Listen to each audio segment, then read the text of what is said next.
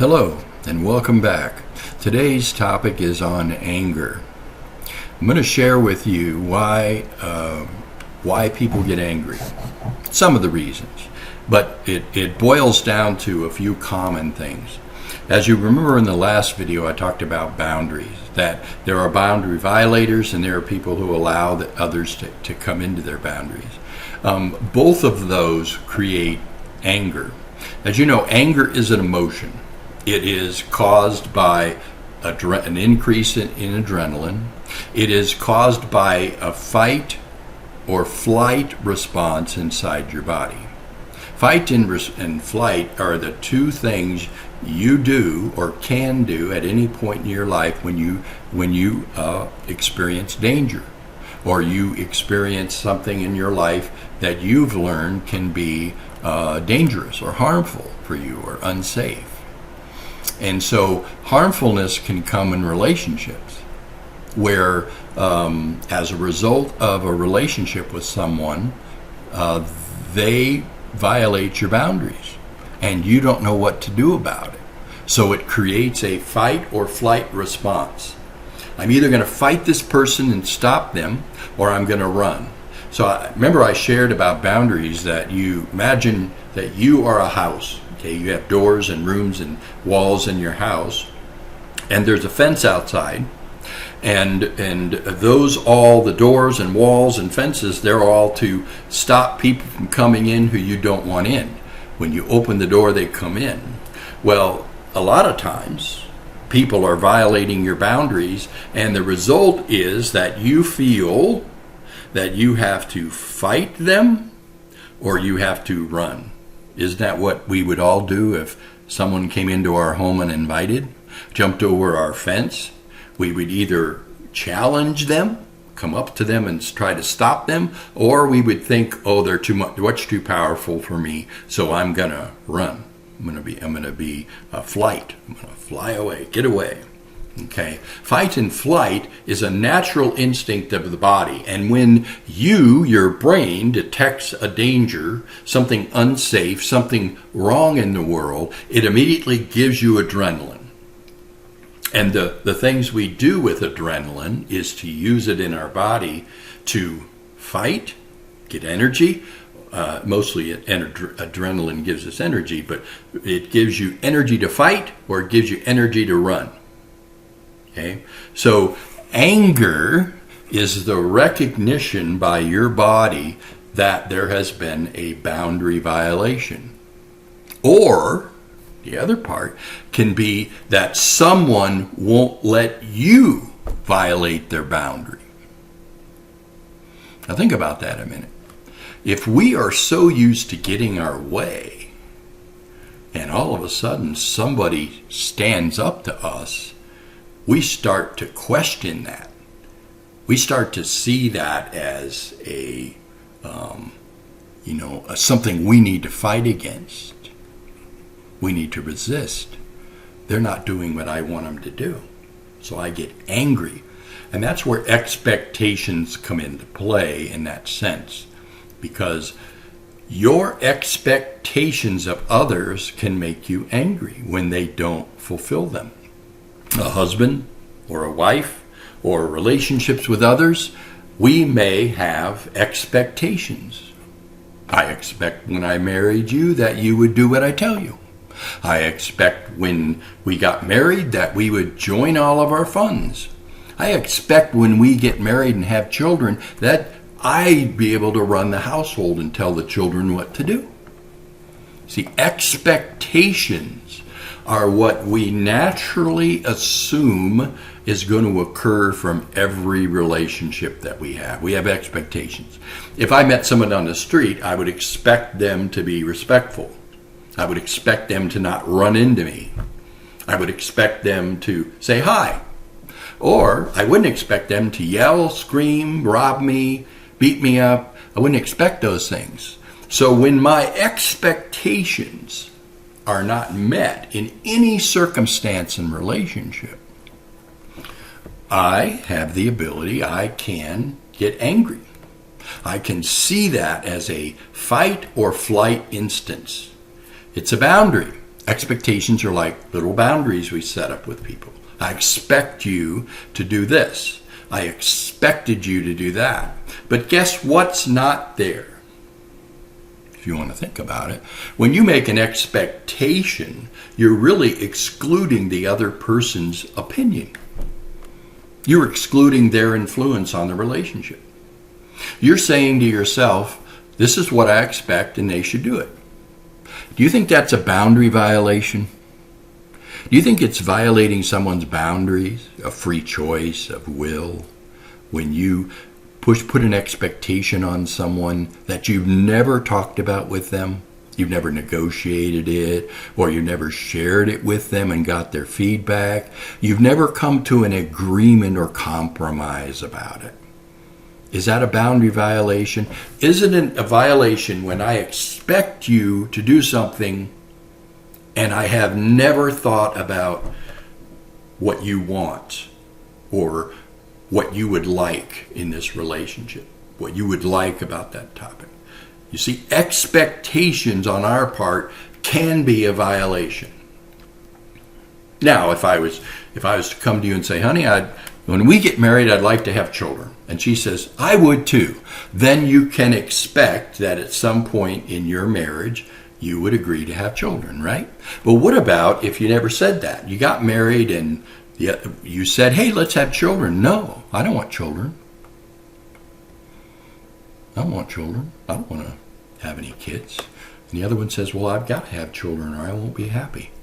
You see how your expectations were never met? The one to have children and the one that didn't, both of you are in conflict over expectations. Why? Because you didn't communicate. Communication is one of the most effective ways that we use to communicate what we think and feel and want in a relationship. If it's on the street, I may communicate to you, hey, keep your distance. If it's family members coming over, I may, hey, shut the door, or hey, bring some food. But I'm communicating. If I don't communicate, I shouldn't expect anyone to be able to meet my expectations. And that's the number one reason that we get angry. If you assume others should be reading your mind or they should be wanting to be like what you want, then you're violating their boundaries. And you're going to get angry because you're not realizing that other people have expectations, hopes, thoughts, feelings in their life, and you haven't listened. I've shared with you a video on listening, why it's so important, because sometimes we don't listen to understand and get to know someone. We don't listen for expectations that they have and desire to meet their expectations, or to at least communicate ours with them and negotiate. We just assume that the other person is going to want to do and say what we expect them to do. Well, that's one of the foundational reasons you get angry. If you have a trouble with anger, it's because you are violating somebody's boundary on expectations. You haven't communicated. The lack of communication is one of the big reasons we get angry. Okay? Now, the other reason I might get angry is not just because I have expectations, although this plays a big part of it. Another reason that I might get angry at someone is because they don't do what I want. I have been, you as a person may have been violating people's boundaries a lot in your life, and it's got you places. It's got you in a relationship where you control it.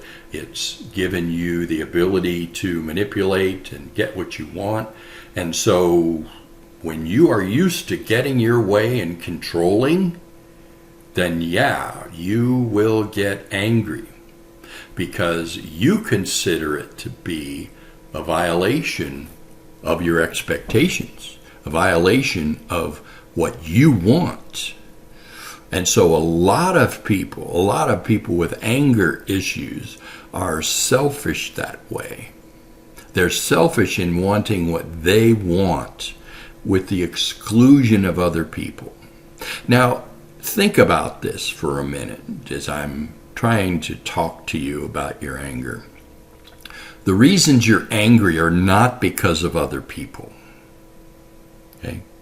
Now, it may be that somebody's violating your boundaries, yes, and you have a right to be angry. I'm not saying you don't have a right to be angry. But for people who get angry a lot, they have expectations, they have a desire to get what they want, and they're very selfish. It's not easy to hear that, is it? That you're being selfish. In other words, you're just thinking of what you want, what's best for you. Now, in relationships, good, healthy relationships, we're thinking about what the other person wants and needs also. We'd like what we would want, but we also know that to continue having a healthy relationship with others, it needs to be mutually satisfying.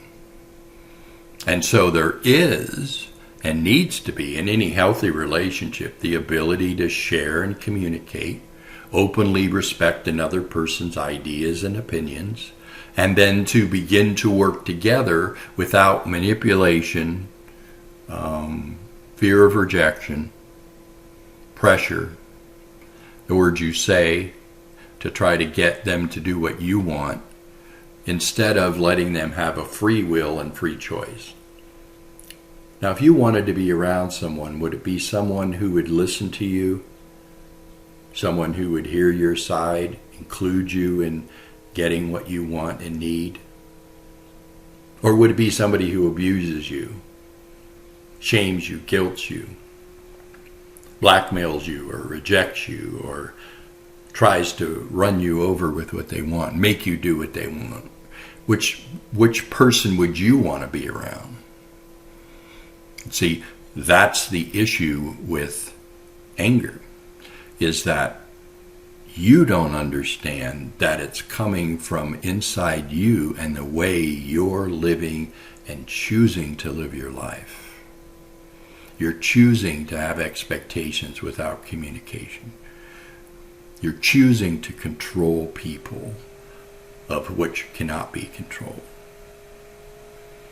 And you're choosing to dominate them and get them to do what you want. And you're choosing to ignore their will, to not involve them, to not communicate. You see, the issue with anger is you. Now, for those people, there are those, I'm not talking about the controlling personality or the boundary violation. I'm talking about the people in your life, you as a person, who have had your boundaries violated, and you let people do it and they walk all over you. And you get angry about that. Did you know that that's healthy? It's your mind and body saying to you, something's wrong here. This relationship isn't healthy. This person's violating my boundaries. They're ignoring me. They're taking away my will. If that's the anger you have, it's healthy anger. It's the kind of anger that God has toward creation that ignores everyone, and that when he sees the innocent suffer, God knows that, and that's why judgment comes that way, not eternal damnation like that. It's that as a result of how someone is treating you, the innocent are being ignored. They're being harmed. They're being hurt. So there is a healthy anger. That's the anger that comes up in yourself that says, I should fight this or I should run. That's healthy. And that's a healthy anger. And underlying that, you may be angry at yourself. And that means that you really had expectations that you would have a stronger personality, that you'd stand up to this person, that you could say and do what you needed to do. The other part of anger may be you may be angry at the person who's the boundary violator. You're angry that he don't get the message and he's abusive and neglectful. The other thing is you may be angry at God because he didn't stop people from hurting you. He hasn't stopped or intervened. Why doesn't he? See, all those are what I would call healthy anger. They're angry coming from a place of, I need to change. Okay? And so if that's your kind of anger, then you should be given permission to use that anger to do something other than fighting and flighting. You can do something with anger without fighting a person conflict-wise and running away. You can begin to make choices from that anger that say, I'm going to change myself. And if I change myself in a healthy way, then others will have to change in how they relate to me. And that's the kind of benefit of a good, healthy anger can do for you. If you're tired of that, if you won't take it anymore, if you need to set healthy boundaries, if you need to get help from a therapist because you're afraid of safety issues or you're afraid of what that person will say or do, then you need a therapist and counseling. If you're that kind of a person and you need encouragement and empowerment, you may need a therapist for that kind of anger. And for a boundary violating anger, you may need a therapist that will help you see what you're doing that is not healthy for relationships. But it's important to realize for both of these perspectives that you need skills. If you're angry and this other person's angry, the answer is not to fight or harm someone, and the answer isn't to run, unless it's really dangerous and you do need to run. The learning healthy skills means you can intervene in a healthy way for yourself. And after having used all these skills and intervening, if it's not safe, then you can walk away or stop the interaction with that person. So it's important to realize anger is a motivator. Okay? It's your body saying you need to do something. And our normal responses are to fight or to run. But you can take that adrenaline and say, okay, I need to do something here. Now, what's important to remember about anger is it gives you adrenaline. Okay, it is a recognition something's wrong, but it gives you adrenaline, and that adrenaline can activate your muscles and mind and make you want to either fight or run. And so the most important thing about anger, when I work with people with anger, I want them to first of all recognize this adrenaline situation. You can't think and act and behave properly, healthy-wise, when you're full of adrenaline and you're busting with energy and you're angry. You can't set good boundaries. You can't relate to people because you're going to jump into this energy way of relating to others, which is arguing, criticizing, fault-finding, saying things you don't mean and intend to say. It's all that energy busting in. So what you need to do is the first skill you need to learn about anger is you need to learn to calm down. As soon as it comes and the energy hits, it may be pretty intense, but you need to do a timeout. You need to say, I need to get away. I need time to calm down. And you'll notice that after you've been angry and you do calm down at some point, you actually do have some pretty rational thoughts that come in, and you can begin to make good decisions. But you can't when you're full of energy. So find you a healthy place to go to. Find you a safe place, a place where you can calm down. Some people like to go for a walk, exercise, ride a bike.